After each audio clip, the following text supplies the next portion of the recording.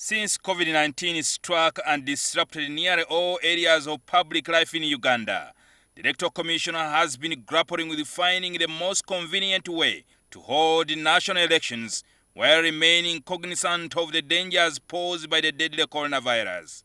When the Electoral Commission announced that traditional campaign rallies and meetings would not be allowed and instead advised candidates to utilize broadcast and online media for most of their outreach to voters, many questions were raised about the possibility of having free and fair elections under the prescribed conditions.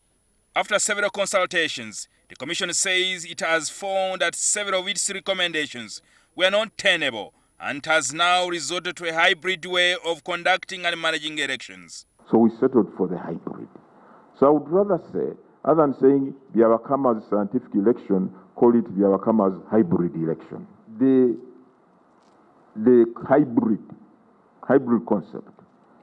You can have some kind of scientific process, but retain the traditional in some other areas. And we zeroed in on that one as the most plausible in the circumstances. However, the Commission says they will still not allow mass gathering of people in the campaigns, and candidates are encouraged to use TV, radio and other technology options of communication.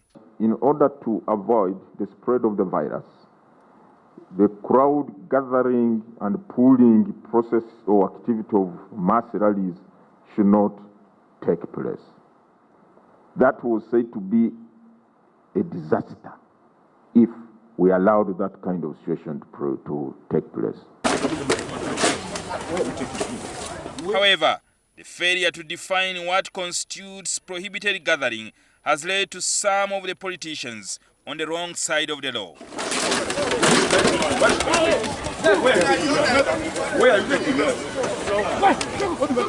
Open that and push him there.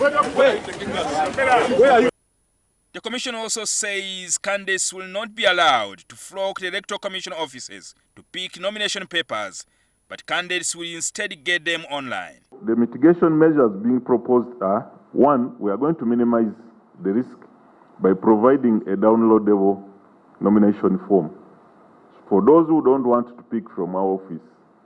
Opposition political party leaders have criticized the Electoral Commission of creating a process that favors the president. We are very skeptical about the way you go about this whole process. Mr. Museveni must have given instructions to do what you wish to do or what you even may not wish to do outside the interest of Ugandans. We want you to mind the gap between what is convenient and what is right. We may not close the gap today, but your willingness to engage is worthy of praise. Of recent, we have seen the head of the Ministry of Health not abiding by the very guidelines, which are still not clear. But some of those guidelines of gatherings, all of us would love to have gatherings. All of us would love to have our processions. People have to ask questions. Have we thought through about the technicalities of how we promote interaction when we choose to go digital, like we've said? As to whether the country should postpone the election, that's not within us. That lies with the other agencies. We are not the ones to knock on their doors and say, this is your mandate, can you exercise it? Jingo Francis, NTV.